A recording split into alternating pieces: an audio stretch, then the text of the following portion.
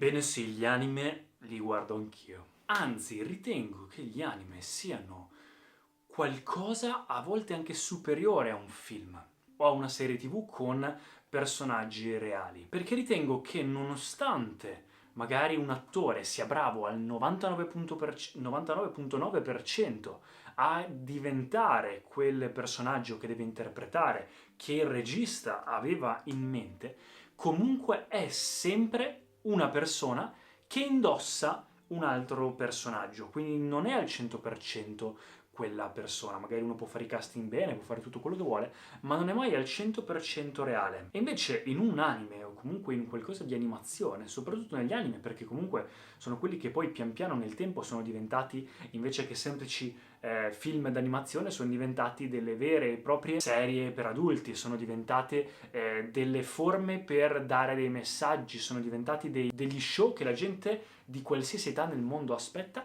e da cui impara. E quindi in questo video vi voglio dire 5 insegnamenti di 5 anime che ho guardato che mi sono piaciuti tantissimo e che mi hanno lasciato qualcosa che mi è rimasto proprio dentro, che poi ho applicato anche nella mia vita. Cioè, gli insegnamenti sono ovunque, ma bisogna saper ascoltare e a volte avere questa apertura di poter ascoltare ci si accorge che ci sono insegnamenti profondi anche nelle piccole cose, in ogni persona, nelle esperienze di tutto, in qualsiasi creatura e soprattutto anche in cose di cui non ti aspetti, come può essere un film d'animazione, come gli anime. E quando una persona impara, soprattutto i giapponesi che fanno gli anime, sono molto bravi a imparare, ad ascoltare, a osservare invece che continuare a dire la propria, hanno avuto questa saggezza da inserire negli anime che è bellissima e profonda, anche perché loro sono più bravi a insegnare tramite queste storie e metafore che così direttamente come noi. Perdonatemi per i capelli, ho appena finito la doccia un po' di tempo fa, ma non si asciugano più e quindi ho detto vabbè, non posso aspettare di fare i video,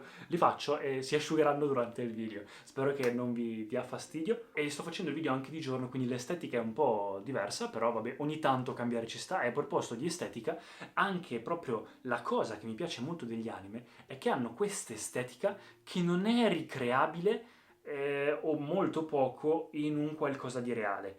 I vestiti, l'arte, l'atmosfera, l'ambiente, a parte che è tutto di solito tendenzialmente giapponese, quindi già di estetica a me come estetica giapponese, orientale, piace molto, ma anche proprio questi personaggi che sono esagerati da una parte, che hanno dei vestiti coloratissimi, che hanno queste capigliature pazzesche, cose incredibili che noi facciamo fatica a ricreare in un film con attori veri e quindi è sempre un po' noioso, invece a livello creativo, artistico è veramente qualcosa da cui si può aspirare.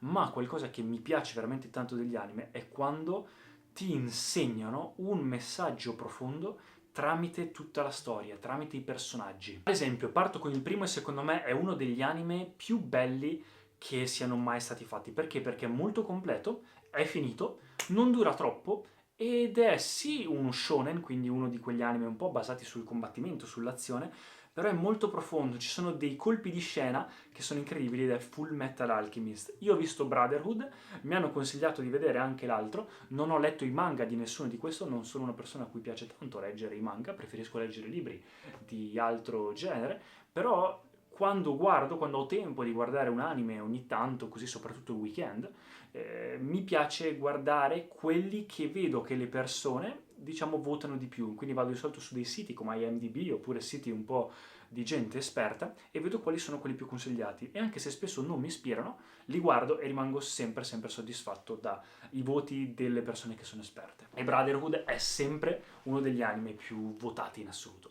E quando l'ho visto ho capito il perché. Diciamo che tutto l'anime è basato un po' sull'alchimia, è basato un po' su questa idea che ha dato questo insegnamento. Non vado a raccontarvi tutta la storia, uno per non dare spoiler e due perché il video non è sulla storia ma è sull'insegnamento, che è il sacrificio. Ci sono questi due ragazzi che praticano praticamente l'alchimia, ovvero quest'arte in cui facendo un determinato sacrificio, dando qualcosa, ricevono qualcos'altro, possono come fare una magia per poter ottenere qualcos'altro, ma bisogna dare un prezzo di qualcosa di simile. E diciamo che questa cosa la si vede pian piano, inizialmente vista in modo carino, poi ha dei lati oscuri, poi si vedono tutti i lati di questa cosa, ed è veramente bello come è tratto l'idea del sacrificio, ed è una cosa di cui mi sono accorto anch'io pian piano nella mia vita. il fatto che nel momento in cui fai qualcosa, fin da piccolo io da quando ho fatto nuoto sono sempre stato abituato a sì, fare una cosa e farla fatta bene e avere persistenza, ma c'è sempre qualcosa che mi sembrava potessi fare per ottenere quella cosa facendo meno, spendendo meno, con meno fatica, eccetera. E invece quest'anime mi ha fatto anche capire uno degli insegnamenti che si imparano solo nella vita a forza di sbattere la testa contro il muro, che è quello del sacrificio, che ogni cosa, c'è una legge non scritta nell'universo, che ogni cosa ha un prezzo. E anche se ti sembra di non pagare quel prezzo subito, comunque in qualche modo, anche se non c'è scritto, il prezzo è nascosto da qualche parte, si paga più avanti o si paga pian piano. Quindi la cosa del sacrificio.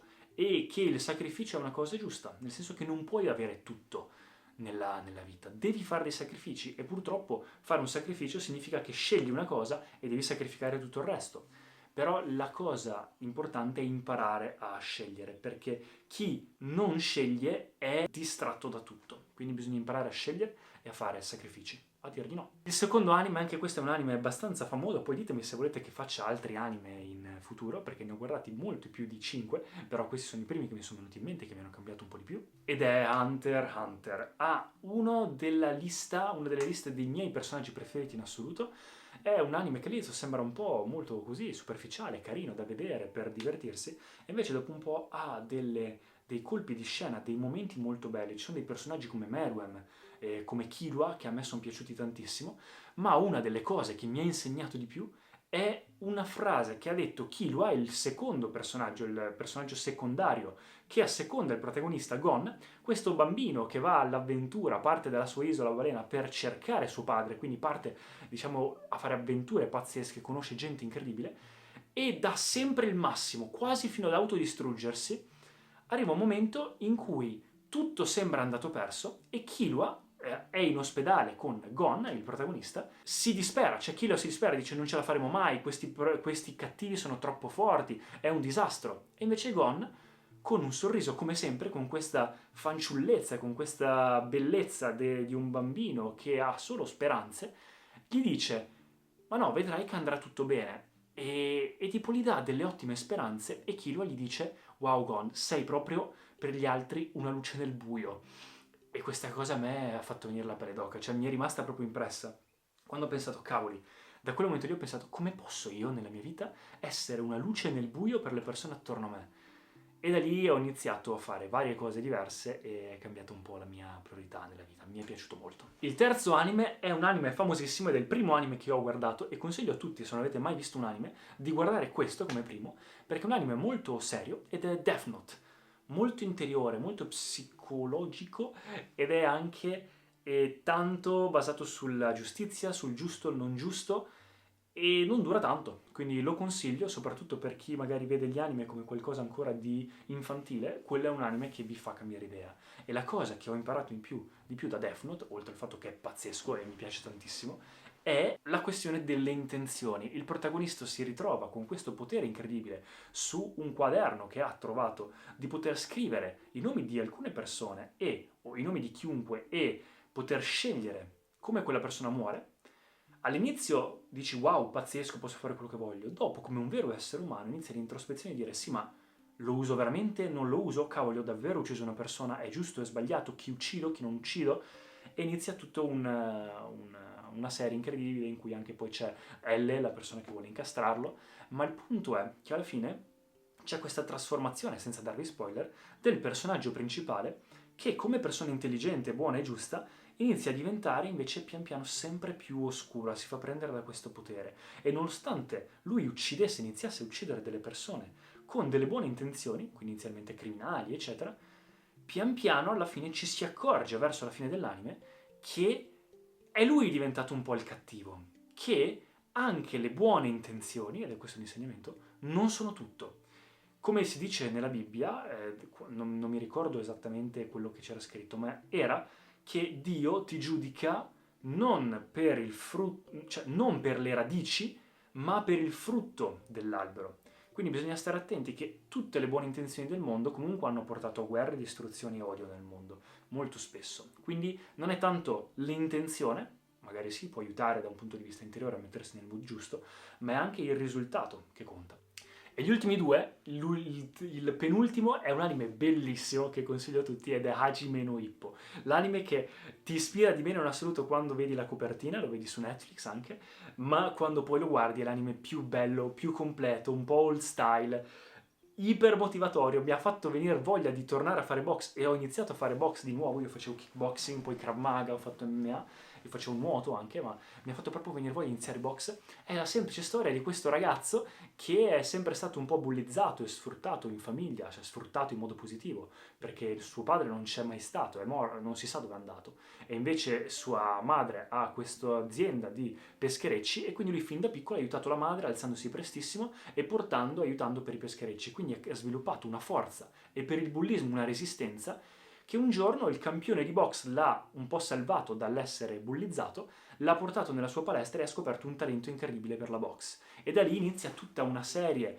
di lui che si allena e diventa sempre più forte ed è bellissimo. È molto motivante ed è anche molto vero come serie e mi ha insegnato che non importa le carte con cui inizi a giocare, quello che ti dà la vita inizialmente, con dedizione, tempo, energia, focus, allenamento, la giusta strada, le persone giuste e un'apertura mentale, puoi veramente realizzare tutto quello che vuoi. E l'ultimo è Vinland Saga, è l'ultimo anime che ho guardato, adesso sto guardando Jujutsu Kaisen, me l'hanno consigliato. Vinland Saga, anche quello in realtà bellissimo, uno degli anime più spirituali, più interiori che abbia mai visto, ve lo consiglio tanto, l'ho trovato anche su Netflix. Non è finito, purtroppo, al momento ci sono 2 stagioni, però la prima e la seconda stagione sono completamente diverse. Volevo fare un video intero addirittura tutto su Vinland Saga, ma se volete ve lo farò perché è molto profondo e ha degli insegnamenti incredibili, c'è tutta una questione anche metaforica su Dio, sulla Chiesa, secondo me molto anche spirituale, ed è un po' un anime storico con delle grafiche pazzesche fatto dalla Mappa, quella che ha fatto ultimamente tutti gli anime, compreso Attack on Titan,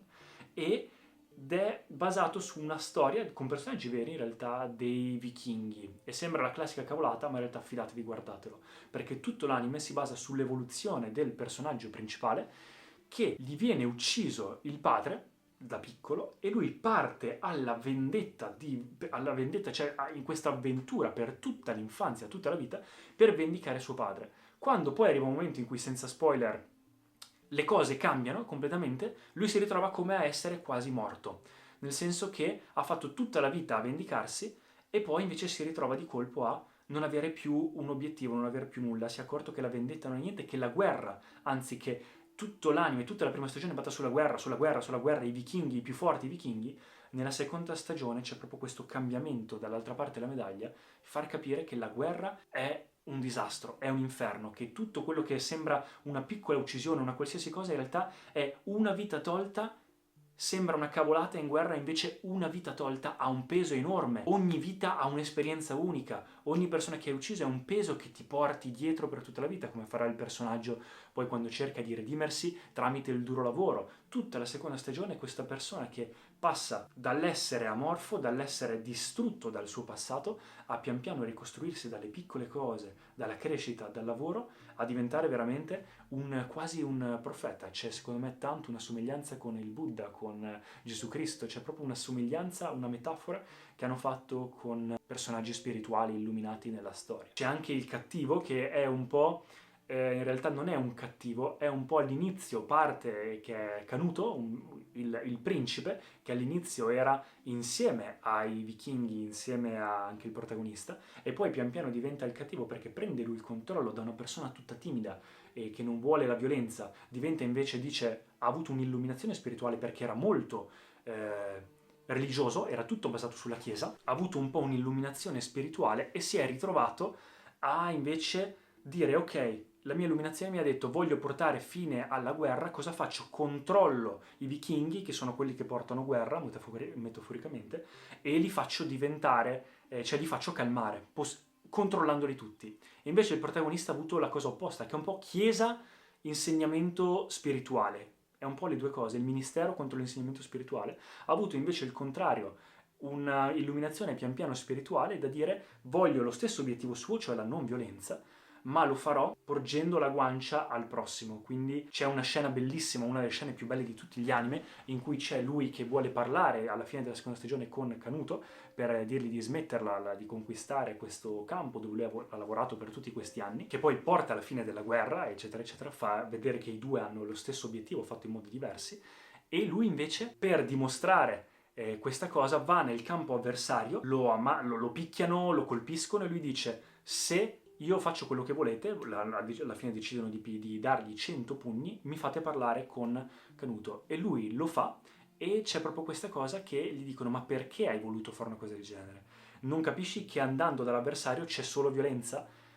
E lui dice una frase bellissima, ha detto, che l'ha imparata dal padre: ma almeno ci avete mai provato a risolvere senza la violenza? Ci avete mai provato a risolvere senza alzare la spada? No, alzate la spada per difesa, per paura. E quindi se ci facciamo comandare dalla paura, otteniamo solo violenza. Quindi l'insegnamento è forza e gentilezza e non violenza. La rinascita, la vendetta non serve a niente, ma l'insegnamento più bello è quello che ha dato il padre all'inizio dell'anime, che poi pian piano è quello che ha fatto diventare questo personaggio, il protagonista, quello che è non hai nemici. È una frase che gli ha ripetuto e continua a ripetersi durante l'anime: non hai nemici. È proprio accorgersi dello yoga, della spiritualità, è accorgersi dell'unione con tutto il resto, che veramente ognuno agisce nel migliore dei modi con quello che ha, spesso per paura, e come disse Gesù, non sa quello che fa, perdonali padre, non sanno quello che fanno. Adesso sembro cristiano a dire queste cose, ma in realtà sono semplicemente degli insegnamenti molto simili a quelli dell'anime, e quindi che, come gli dice lui, il padre che è scappato dalla guerra quando era all'inizio e il figlio l'aveva giudicato come un debole perché era scappato, pian piano lui ha scoperto che non avere nemici,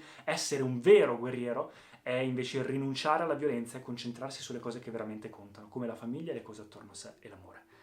Ecco qua ragazzi, risolvere in altro modo. Spero che il video vi sia piaciuto, fatemi sapere cosa ne pensate, se avete anche voi un anime preferito o se volete che io copra altri anime e se vi è piaciuto questo genere di video. Ci tenevo perché il Giappone comunque ci sono appena stato, è qualcosa che mi piace e secondo me gli anime hanno tanto da insegnare, come tante altre cose. Grazie ragazzi, ci vediamo al prossimo video. Ciao!